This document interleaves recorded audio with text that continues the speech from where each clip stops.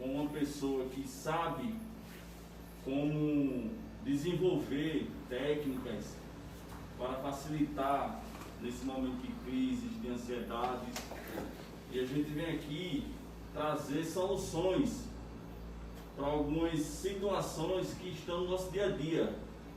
Lógico, nosso foco é total para a pandemia que está acontecendo, e a gente vem aqui trazer informações de qualidade com o intuito de contribuir para as pessoas que estão nos ouvindo, que estão nos assistindo, a Voz FM 87,9, pelo Instagram, Brivaldo.Marques, pelo Facebook, Brivaldo Marques.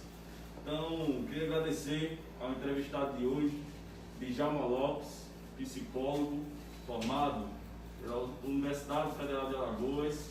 Seja bem-vindo, Djalma. Boa noite, Brivaldo. Boa noite a todos os ouvintes da Rádio A Voz. É um prazer estar aqui compartilhando conhecimento com todos vocês para tratar de um assunto, né, que veio mexer de forma abrupta com as nossas vidas, o nosso cotidiano. Eu trago aqui uma reflexão sobre como você ter um autossuporte emocional diante de situações de crise, porque a pandemia é uma situação de crise. Porém, para muitos de nós, inusitada, né? Quem já viveu uma pandemia? Né? Na década de 20, eu acho que foi em década de 20, a gripe espanhola. Quem viveu aquilo lá sabe como é, mas eu acho que poucos idosos estão vivos, né? E tem 100 anos isso, né, Djalma? Pois é.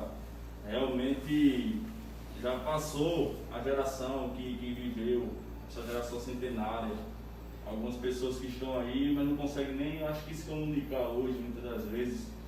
E, Djalma, as pessoas falaram muito, quando a gente divulgou, da importância do tema.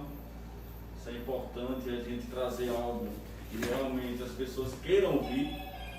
A gente tem aqui um canal que desde o início serviu para isso.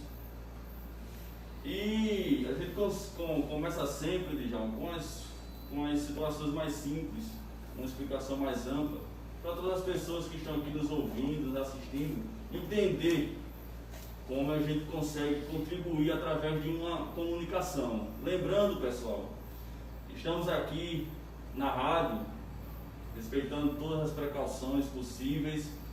Nós, agentes de saúde, sabemos da importância de ficar em casa, só que, repito, assim como semana passada, existem pessoas que não têm acesso à rede social. E muitos deles, principalmente os mais idosos, só escutam a rádio, pessoas que não têm essa habitualidade e essa facilidade com a internet. Então a gente precisa sim trazer informação para a rádio, para os nossos ouvintes ter acesso a isso. Então, Djalma, essa pandemia, primeiro, como é que você está enxergando, como é que você está vendo de forma ampla o início, o meio, ou se tem meio já, e o fim? Você que é um agente da saúde e tem uma noção ampla para falar isso com autonomia, então eu queria que você compartilhasse um pouco da sua visão para esse contexto da pandemia do Covid-19. Fique à vontade para explicar isso para os nossos ouvintes. Então, Brivaldo, você trouxe aí uma caracterização de 3 fases onde se constitui a crise.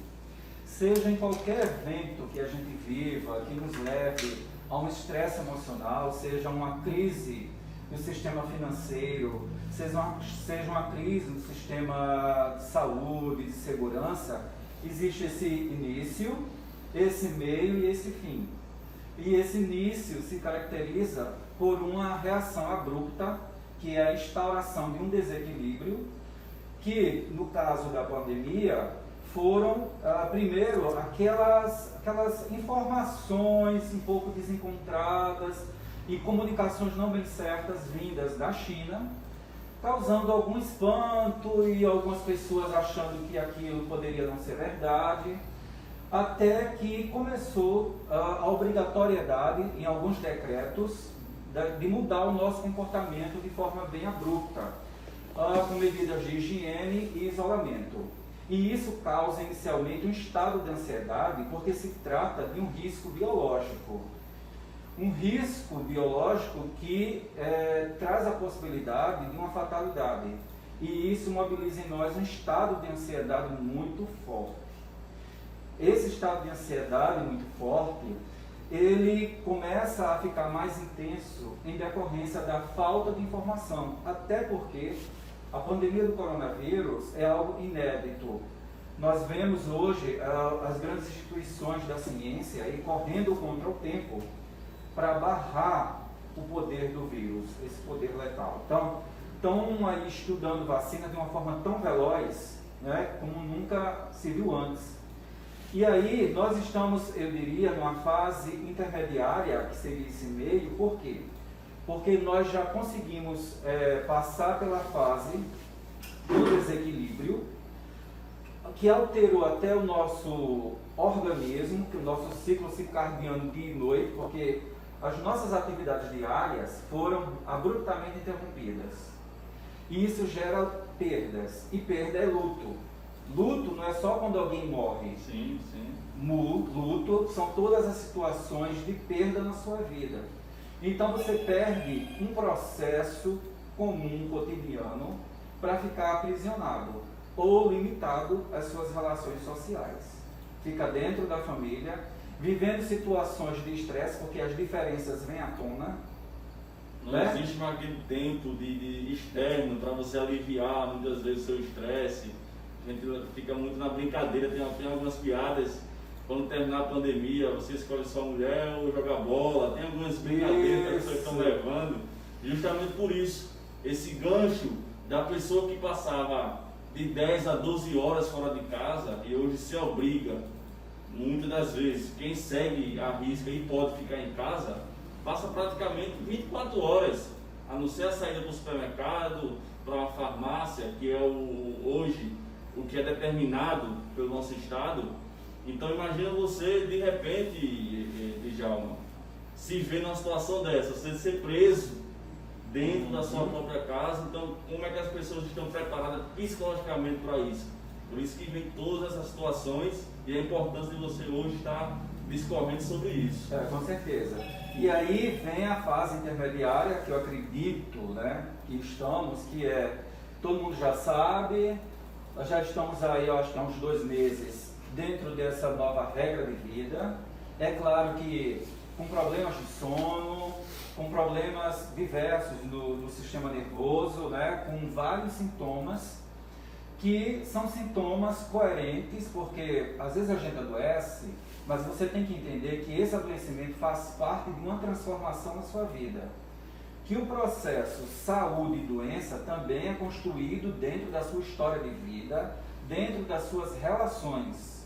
E não significa necessariamente que você tem uma doença, você está passando por um período que as coisas estão em desequilíbrio.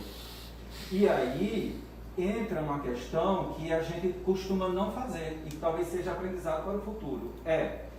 Aqueles valores que a gente fala muito nas festas, no aniversário, no final de ano, de amar o próximo, de respeitar, da ética nas relações humanas, que se aprende nas faculdades, nos cursos técnicos, que fica no mundo da teoria. Esse é o momento da aprendizagem.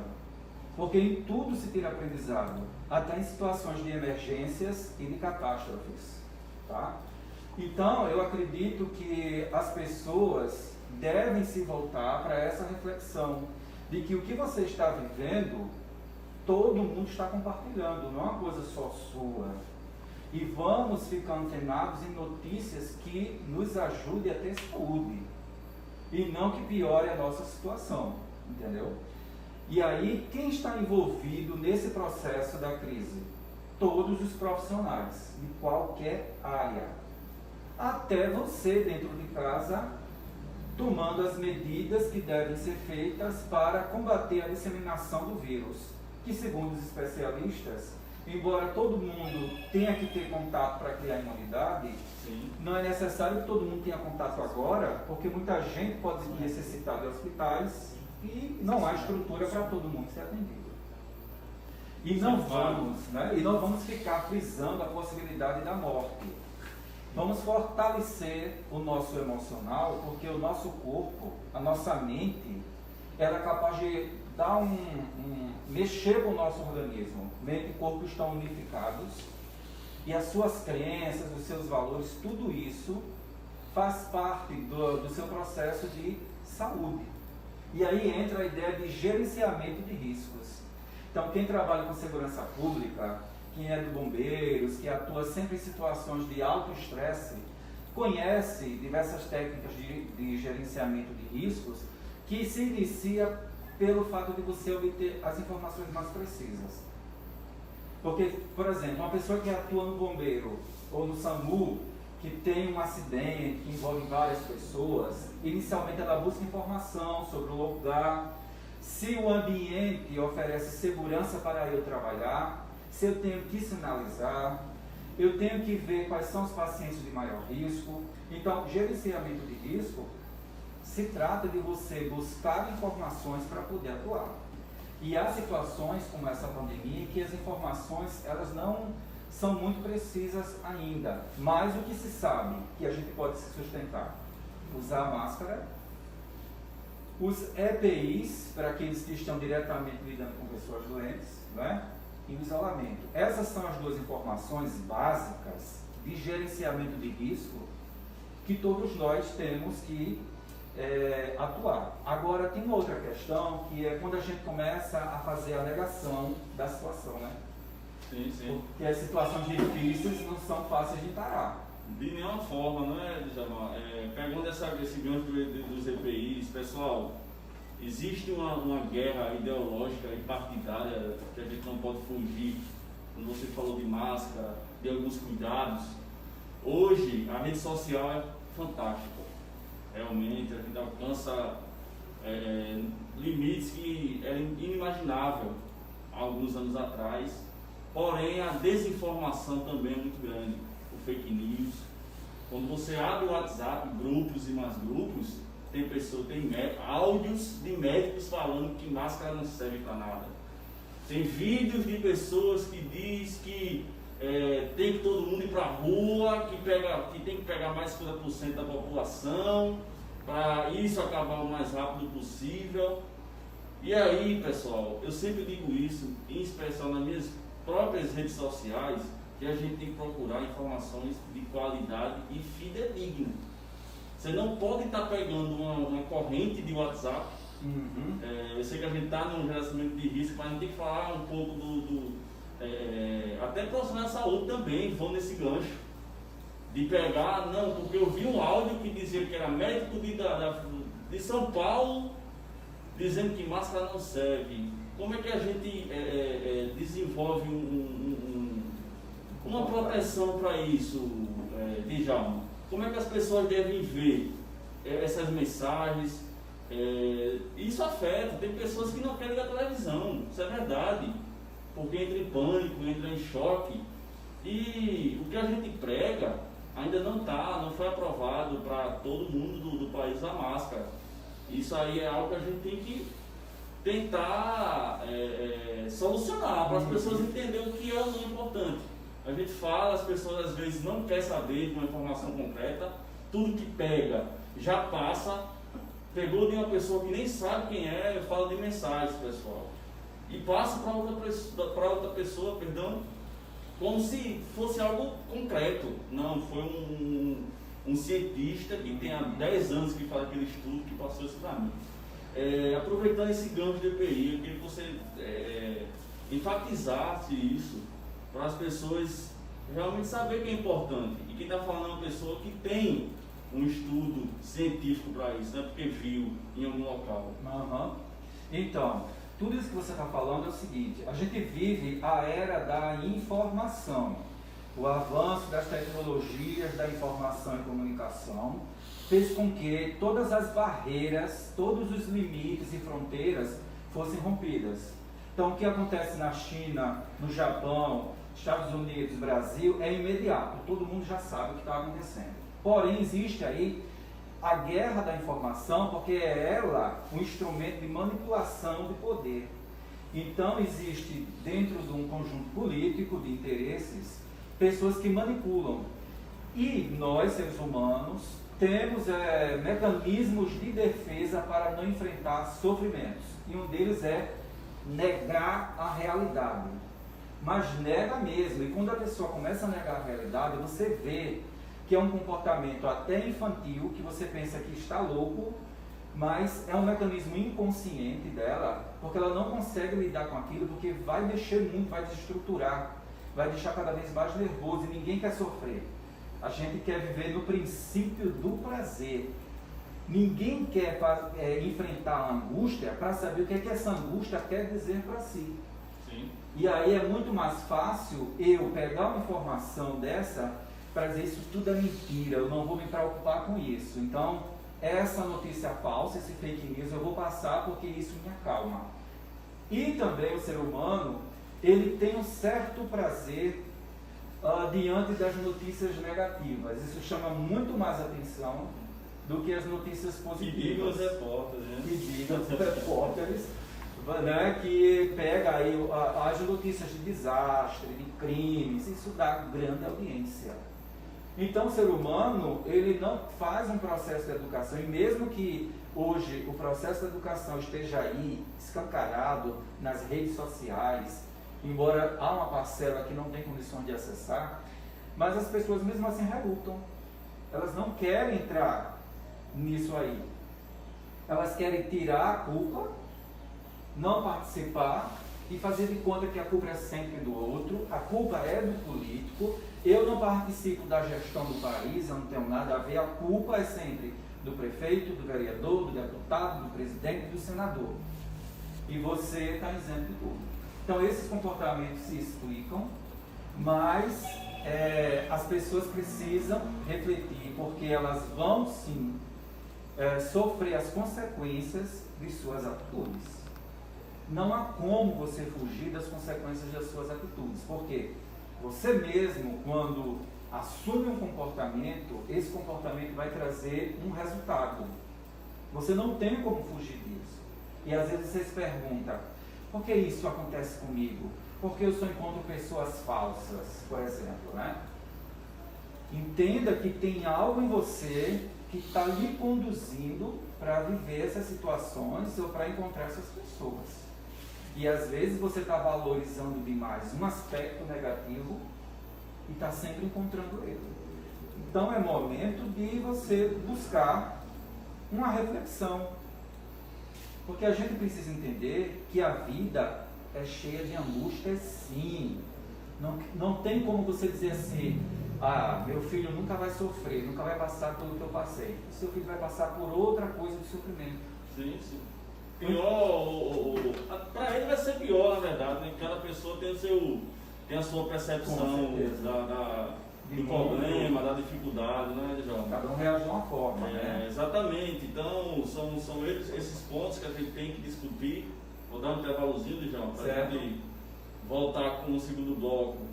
Tem que ter uma atenção maior e repito, procurem fontes que tenham veracidade.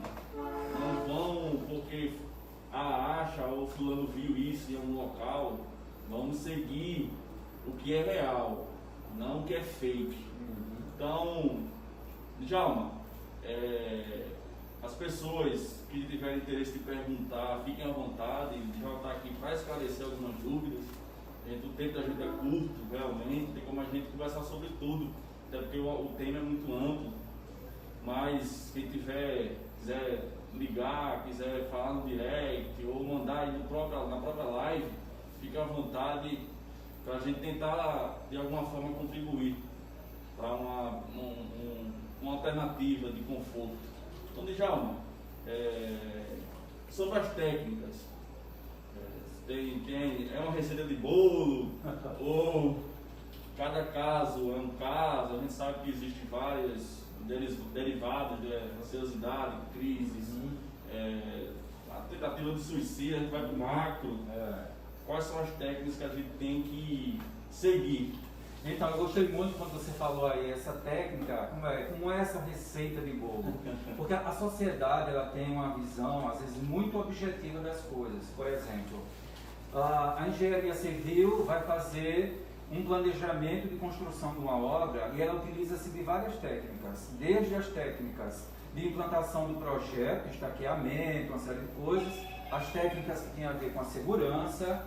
Você, que é fisioterapeuta, tem técnicas de intubação, etc. Quando a gente entra na psicologia, na subjetividade, no mundo das ideias, as técnicas ganham um outro aspecto. Elas não são muito concretas de aplicação. Por quê? Porque exige de você um trabalho de reflexão mental. Por exemplo, os profissionais, diante da pandemia, o que inicialmente eles precisam é utilizar como técnica de autossuporte emocional. Ter a consciência de qual é o seu papel, o seu lugar profissional. Se eu sou psicólogo em um hospital, estou atendendo pessoas que estão internadas, familiares, eu tenho que saber o meu limite de atuação, porque eu não posso agir entrando numa área profissional que não é minha. Mas quem é um super-herói? Super-heróis só existem em filmes e desenhos animados. Eles são indestrutíveis, inabaláveis. Eles sofrem momentaneamente e se recuperam rapidamente. E isto está totalmente contrário à natureza humana. Então, para evitar o sofrimento, o profissional ele tem que ter na cabeça dele: eu sou um cuidador de vidas. Eu sou um ser humano com limitações igual a todos os outros. Eu tenho minhas emoções. E se eu assumir uma responsabilidade acima do que eu posso, eu vou desmoronar. Porque só se sustenta em cima de um pedestal as imagens que estão nas igrejas, os bustos que estão nas praças, aquela estátua da liberdade, não é? Então, nos desenhos animados, ali se sustenta a vida inteira em cima de um pedestal como uma figura inabalável, uma referência de santificação. Mas você e eu não se sustentam. Uma hora, todo mundo vai ver que você não é super-herói porque você vai desmoronar. Então, não assuma essa responsabilidade. Entenda que você tem muitos limites. Né? Porque a gente, na nossa profissão, a gente aprende a cada dia. Cada dia é uma oportunidade de algo novo, porque o mundo vive numa dinâmica de transformações. A gente lembra que a medicina, ela se apoderava de todas as ramificações da saúde. E não é muito velho, não, é recente, de poucas décadas, as ramificações na fisioterapia, nutrição, entrando nos cuidados dos pacientes, onde a medicina entendeu que ela não era super-herói. Eu tenho que dividir tarefas. Então, outra questão importante é você entender, diante de uma situação de crise, vai passar. Como é que eu vou encarar isso? Porque dá medo, a gente fica gelado e tal. Mas pense assim, primeiro, eu não sou super-herói, eu vou fazer o que eu posso, eu sei qual é o meu lugar profissional, eu conheço as minhas técnicas, e eu tenho que entender uma coisa: isso aqui não vai durar muito, porque tudo passa. E aí você já vai ali tentando organizar um equilíbrio emocional. E outra, só fale aquilo que pode ajudar.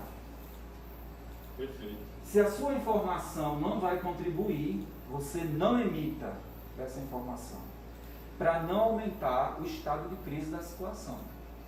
Principalmente quando você tem um paciente, quando você tem um amigo que está sofrendo. Então, evite falar e escutar mais. Porque quando você escuta o outro, você proporciona que aquela pessoa coloque para fora toda a sua carga de ansiedade. É a cura pela palavra. Quando eu falo, eu vou dissolvendo, tá? E outra coisa, observe as reações do seu corpo. Porque quando você está atuando em situações de crise, o seu corpo vai reagir.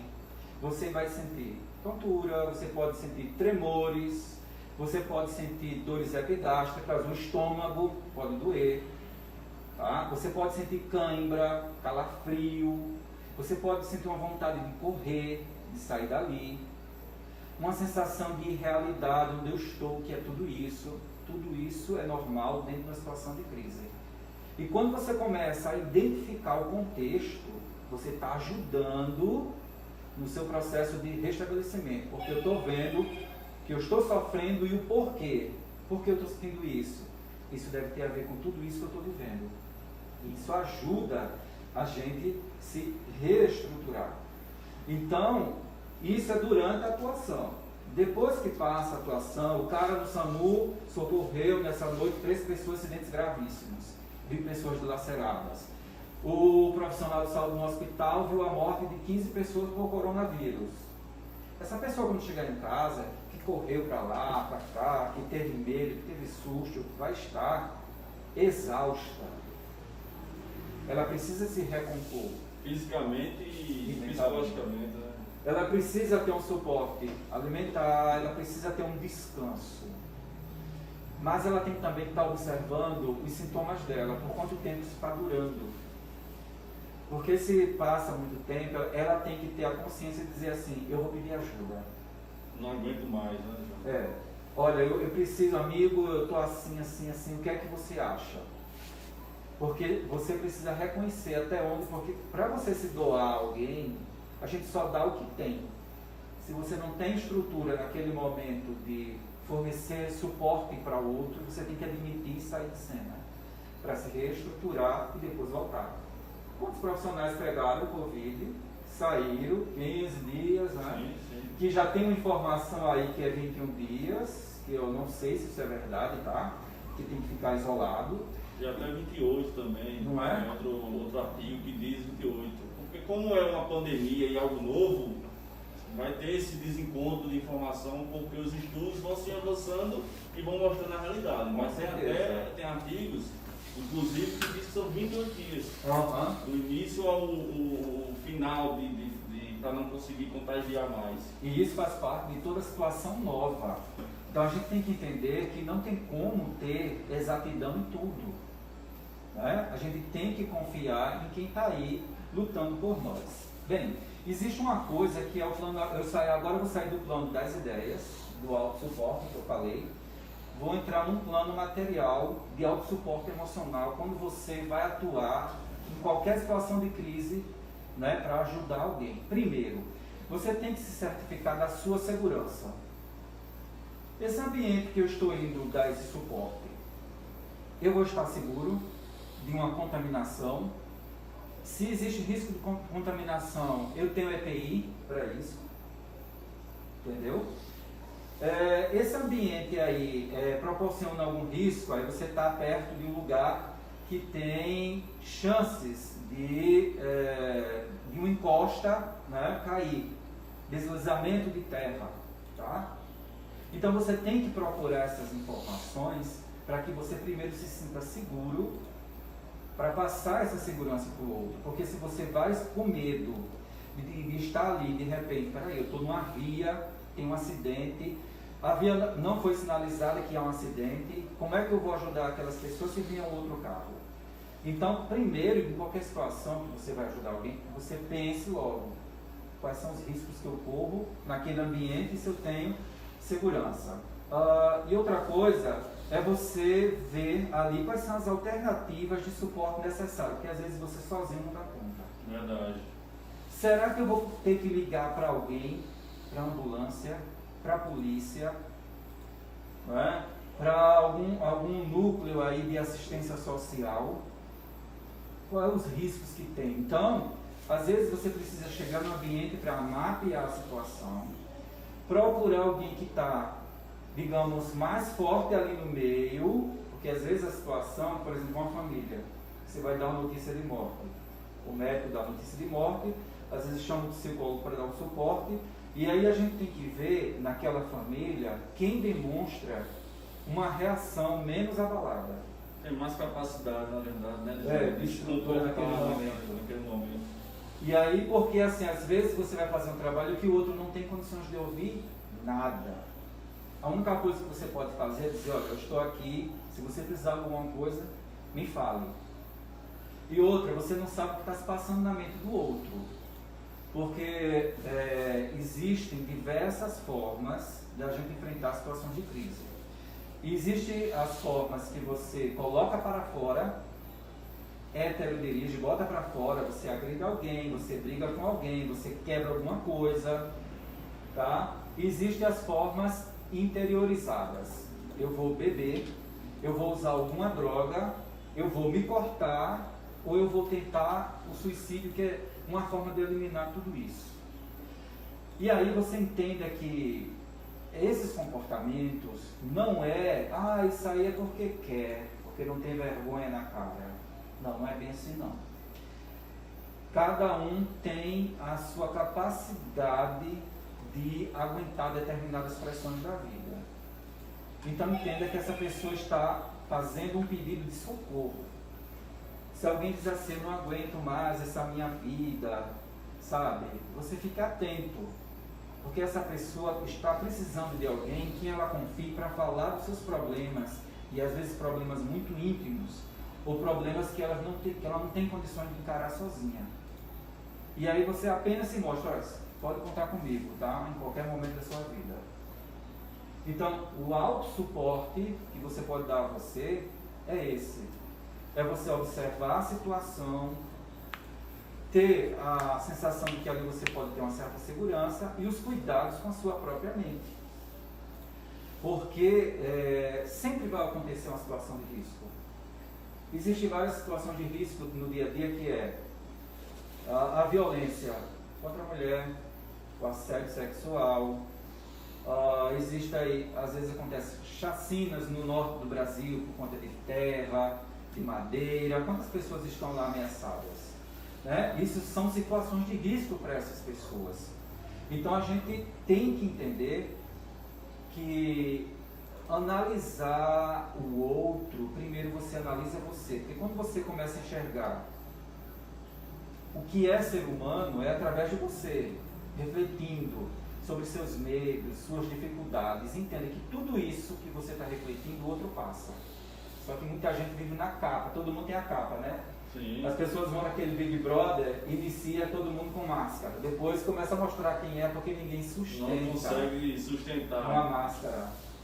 Ninguém sustenta por toda a vida um papel de ator nem de atriz. Um dia a novela acaba. É impossível, né, Djalma? Isso mesmo. Então, Brivaldo, como eu te falei, assim, as técnicas de autossuporte emocional têm a ver com um treino cotidiano seu, em nunca estar criticando, nem dizer que o outro é fraco porque chorou, que o outro é fraco porque está sempre doente, que o outro é fraco porque está pensando em se matar. Não. Essas pessoas estão mostrando que são humanas, que não são super-heróis, porque super-herói não existe. E você que se acha tão forte, lembre-se, tem momentos que você não suporta, e que você às vezes faz coisas que não te faz bem, para você tentar mostrar que não é fraco.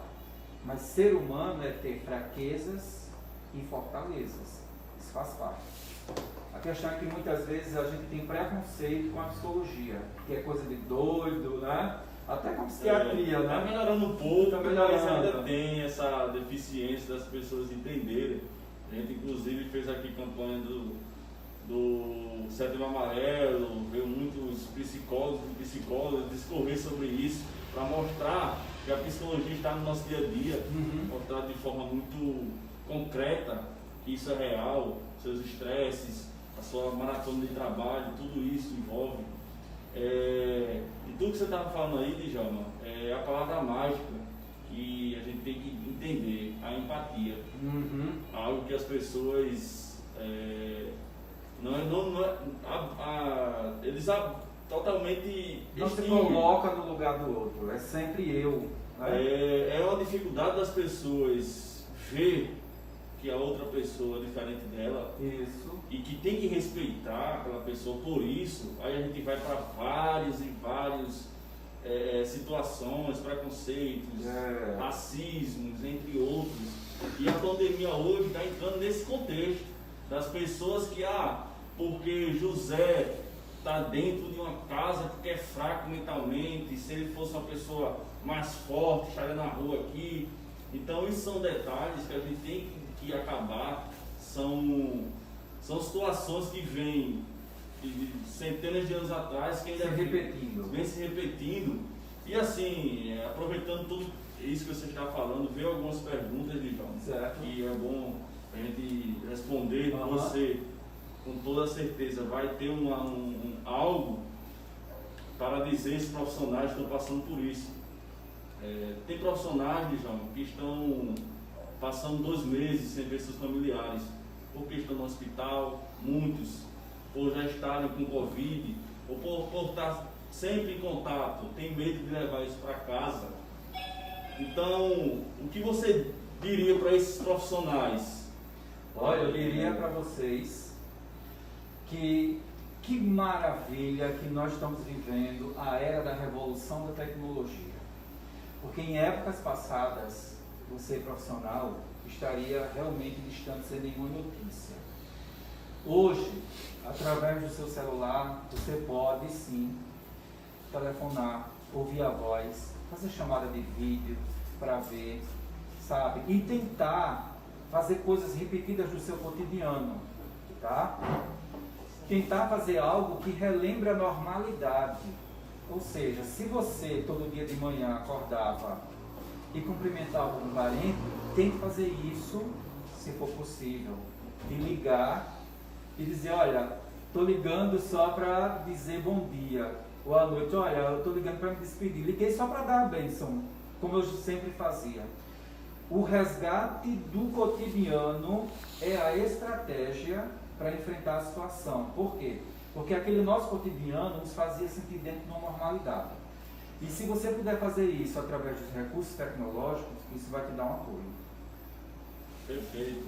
Outra situação, Djalma, a gente vai fugir um pouco dos profissionais da saúde, é a última pergunta, porque o tempo já se passou. Foi mesmo. Faltam 5 minutos para as 19 horas. As pessoas que estão em isolamento dentro de casa, Djalma, que vão passar aí seus 15 ou até 21 dias, mudar alguma estratégia de confinamento, para essas pessoas que têm que ficar isoladas, sem contato com ninguém, além dessa questão da rede social, que hoje é importante, mas vamos colocar como se não tivesse essa possibilidade. A gente sabe que tem pessoas que não têm essa realidade.